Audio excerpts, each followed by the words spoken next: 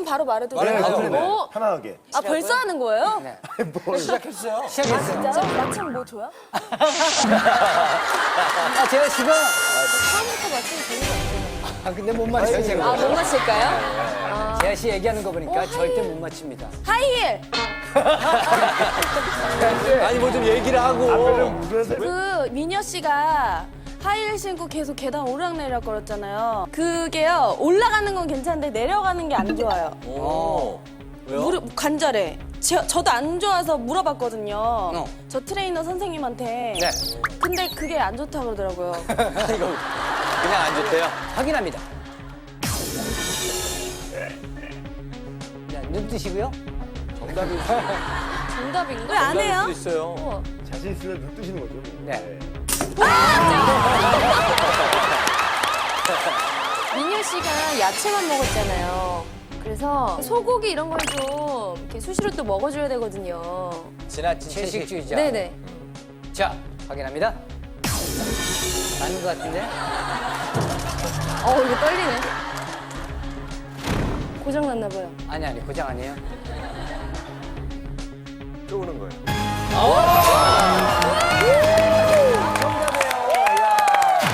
위기 탈출 넘버 원. 정답은 바로 지방을 적게 섭취하는 습관입니다. 지방이구나. 서민혁 씨는 평소 지방을 너무 섭취하지 않아서 골다공증에 걸린 것으로 보입니다. 과하게 섭취할 경우 각종 성인병을 유발하고 우리 몸에 해로운 것으로만 알고 있는 지방.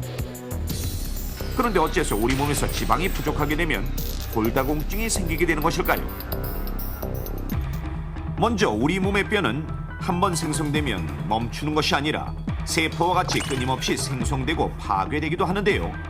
골다공증은 뼈의 생성보다 파괴가 더 많이 일어나 뼈에 구멍이 생기고 약해진 상태를 말합니다. 이러한 골다공증의 원인은 먼저 뼈 생성에 도움이 되는 칼슘이 부족한 경우인데,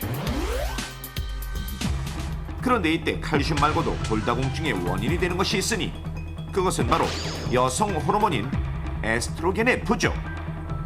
이 에스트로겐은 여성의 몸에서 뼈가 파괴되는 것을 막아주는 역할을 하는데, 와 여자 좋겠다. 폐경기가 되면 에스트로겐이 급격하게 줄어들기 때문에 폐경기 여성들에게서 골다공증이 보다 빈번히 일어나는 것입니다.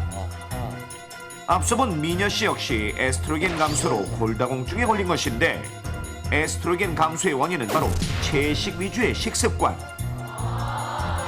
난소에서 생성되는 에스트로겐은 주로 지방을 원료로 해서 만들어지기 때문에, 따라서 지방을 적게 섭취하면 그만큼 뼈를 단단하게 지켜주는 에스트로겐의 생성량이 줄어들고, 이 때문에 뼈가 약해지는 것은 물론 골다공증까지 유발할 수 있는 것입니다.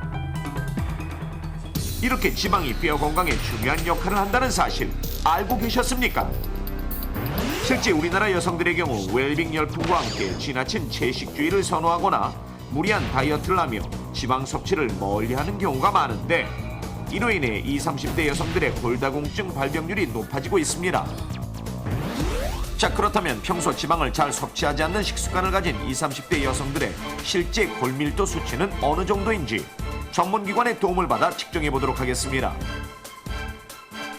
이들은 평소 적당한 운동을 즐기며 건강을 관리해왔지만 한 달에 평균 3회 이하로 고기를 먹는 등 지방 섭취량이 적었던 8명의 여성들로 골밀도 수치를 측정하는 엑스레이를 통해 이들의 뼈 건강을 확인해봤습니다.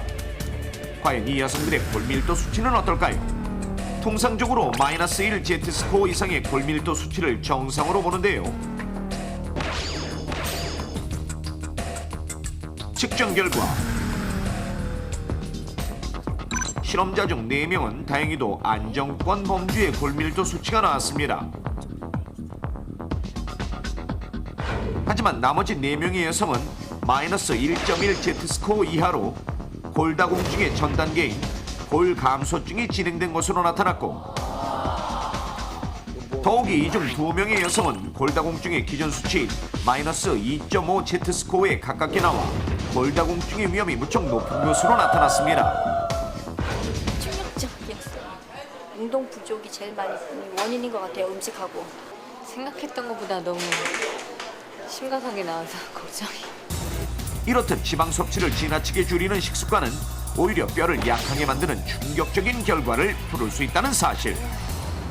네, 여성 호르몬인 에스트로겐은 우리 몸속 뼈가 파괴되는 것을 막아주는 역할을 수행하고 있습니다. 네, 바로 그 에스트로겐의 주 원료가 되는 것이 지방이 되겠는데요. 채식 위주로 식사를 하시게 되면 이 뼈의 건강에는 좋지 않은 영향을 수반해서 골다공증을 일으킬 수가 있겠습니다. 따라서 건강한 뼈를 유지하고 몸의 건강을 계속 유지하기 위해서는 반드시 균형 잡힌 영양식단을 섭취하셔야 되겠습니다. 그렇다면 우리 몸의 뼈를 튼튼하게 하기 위해서 어떻게 해야 할까요? 먼저 원활한 에스트로겐 생성을 위해 적당한 지방을 섭취하도록 권하는데요. 한국인의 하루 지방 섭취 권장량은 성인 평균 30g입니다. 물론 건강에 좋은 불포화 지방산을 섭취하는 것이 중요한데요.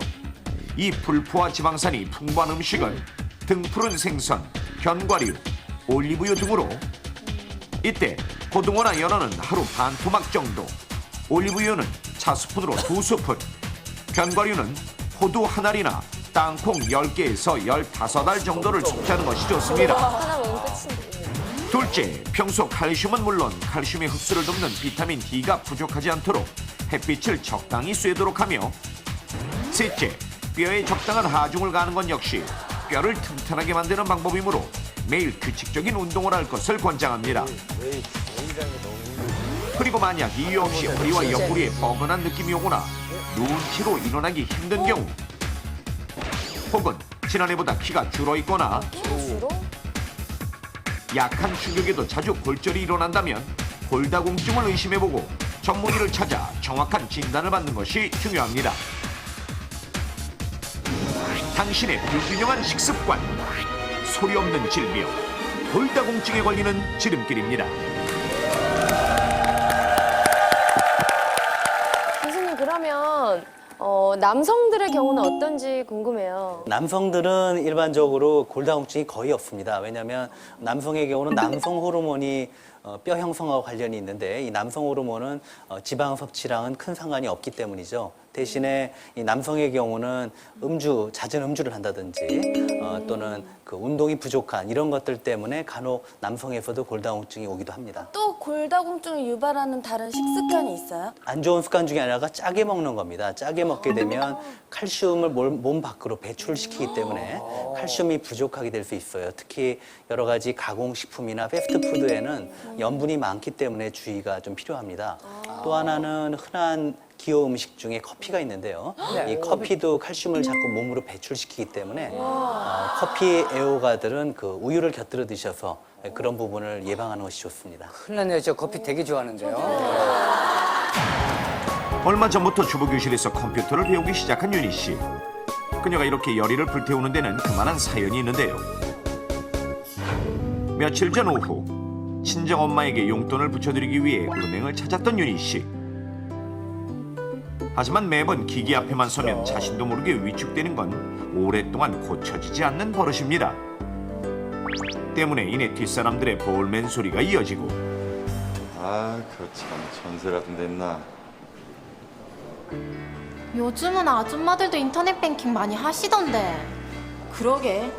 여기 있다가 오늘 안으로 도착 힘들겠다. 야, 다른 줄을 쓰자. 은행 일을 볼 때마다 진땀을 흘려야 했던 것이 상처가 됐던 것. 하지만 드디어 오늘 그녀도 인터넷 뱅킹이라는 감격적인 세계에 첫 발을 들여놓게 됐습니다.